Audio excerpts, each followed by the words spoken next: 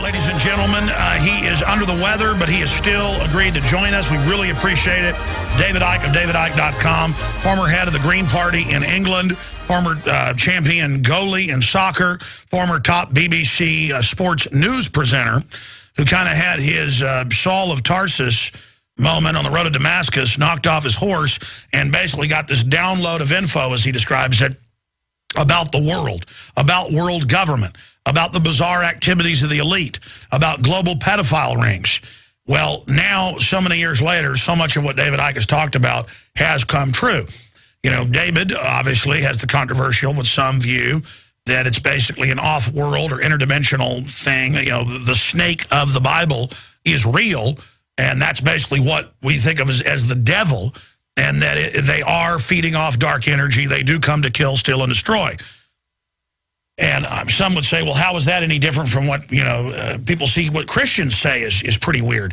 My point is, from my research, and, you know, I was critical of David 12 years ago. I was asked about David Icke, and I said he has a lot of great information.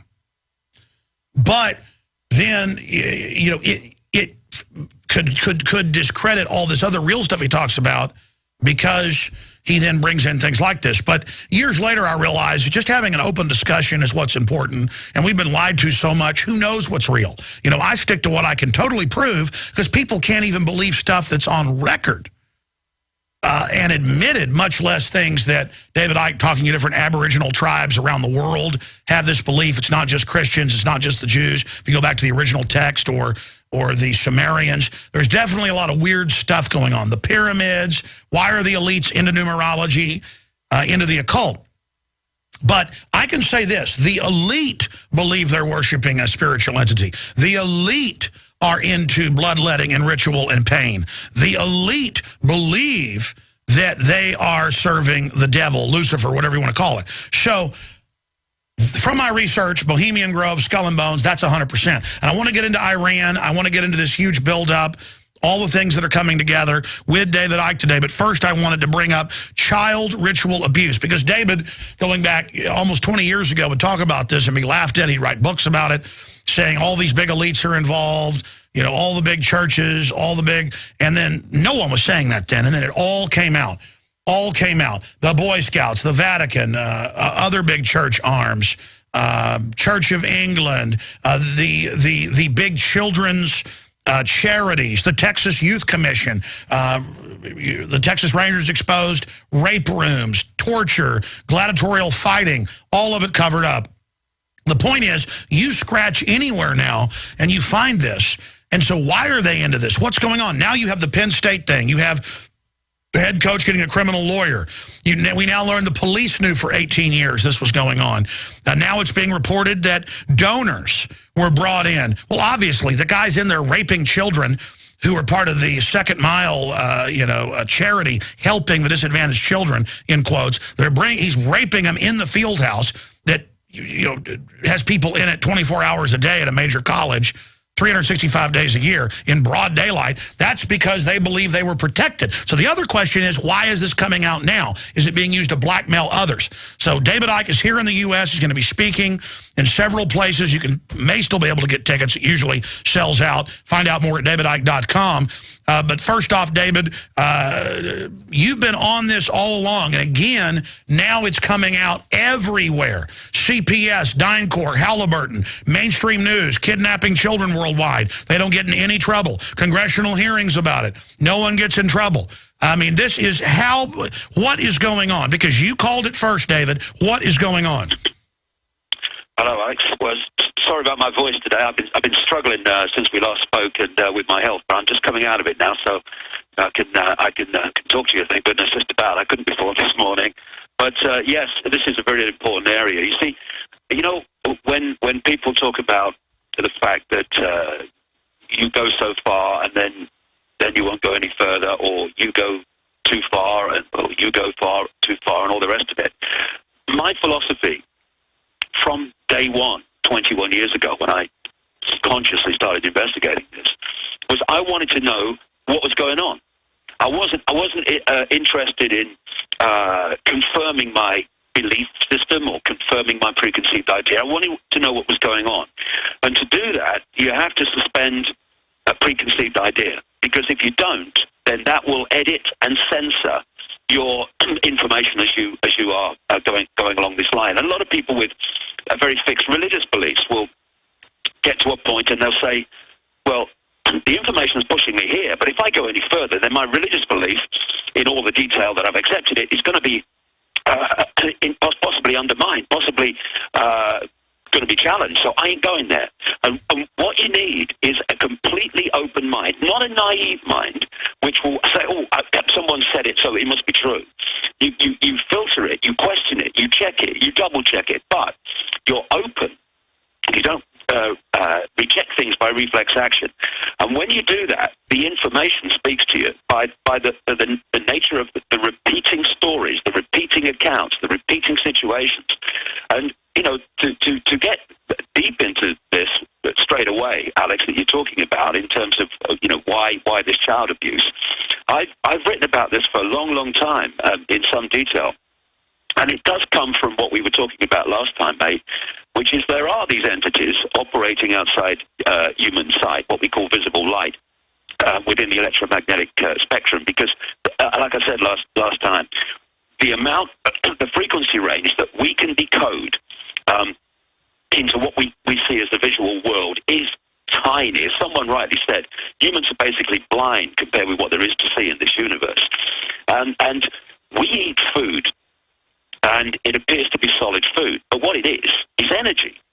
You know, this universe, the base construct of this universe is vibrational information. It's what they call waveform information. And waveform has as mainstream science will tell you, has the ability to hold fantastic amounts of information. And another level of this universe is electrical. It's an electrical level of the universe. Another level is digital. This is where numerology comes in and all this stuff. And then the level that we actually experience as the solid world is holographic, illusory, physical. It seems to be three-dimensional, it seems to be physical, but it's not. It's an illusion of the way we decode reality. Now, all these different levels of the universe, vibrational, electrical, digital, holographic, are all the same information. They're all expressions of the same information. They just take different forms. It's like someone in a yellow dress hands information to someone in a red T-shirt, to someone in a blue coat. The information looks different, you know, electrical and vibrational and digital and holographic, but it's the same information.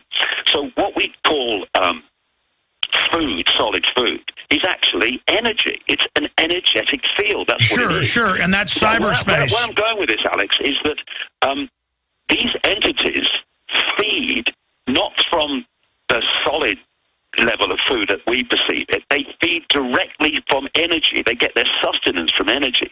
And as I've found over all these years of full-time research, is that these entities want human energy of children before puberty takes place, because we perceive puberty as a hormonal change. That's what's happening in what you might call the holographic arena, the conscious arena that we experience every day. But what it's an expression of is a change in the base energy field at the waveform level. And after that, it's not as pure, it's not as, ideal for them. And that's why every culture in known human history wants to sacrifice children. Yes, exactly. And it's all about the child's energy before puberty. Now, these pedophiles in all these elite positions, the vast overwhelming majority of them are these hybrid bloodlines that I talked about last time we had a chat recently. They are a hybrid bloodline which has a greater infusion of genetics from these entities which take a reptilian form.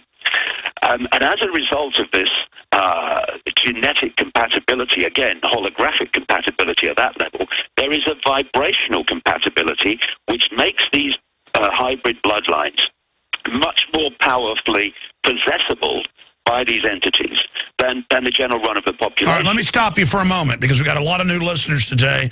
We're on all across the country, a lot of new affiliates.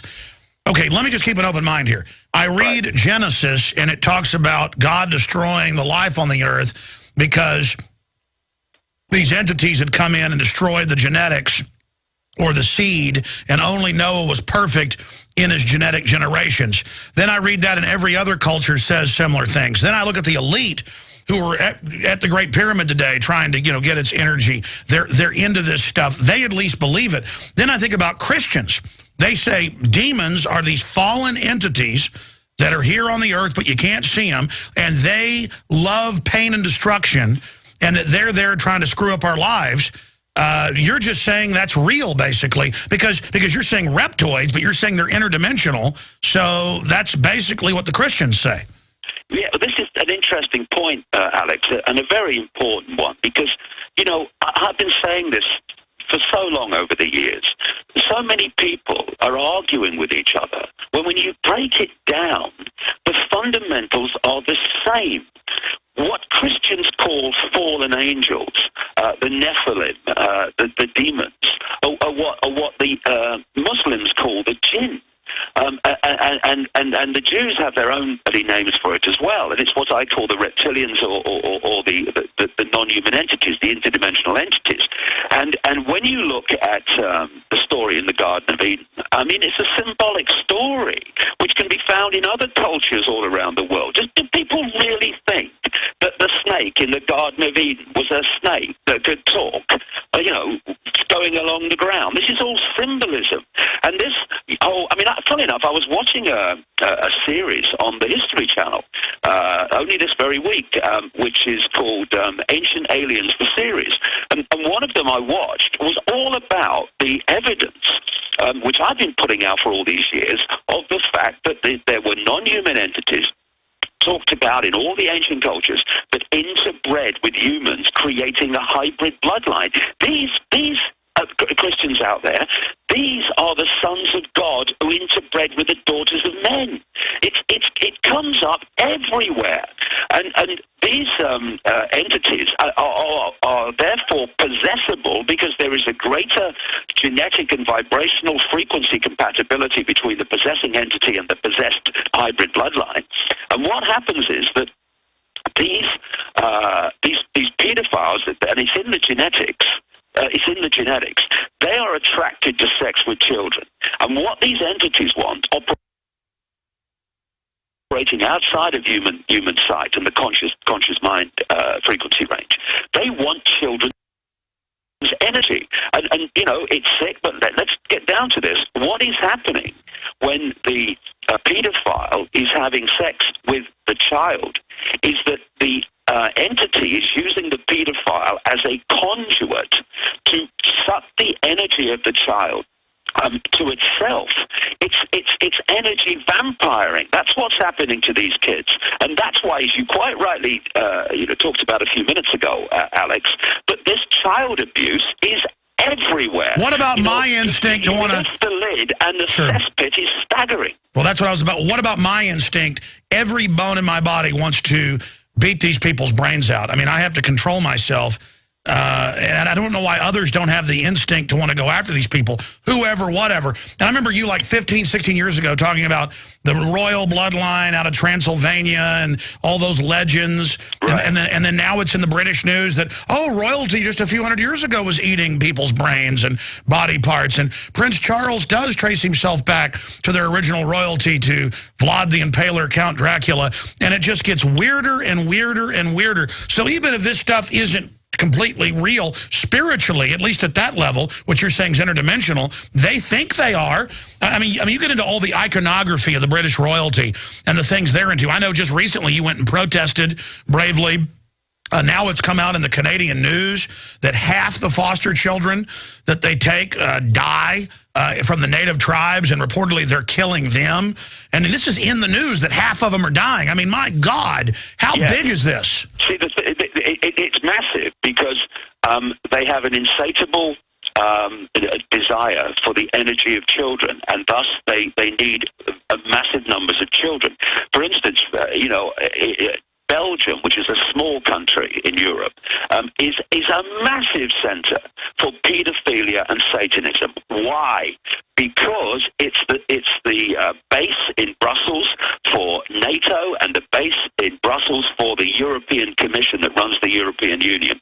Therefore, these elite people gather in Belgium in very, very large numbers as a matter of course of their work, and thus they're there is a massive demand for children in Belgium as a result.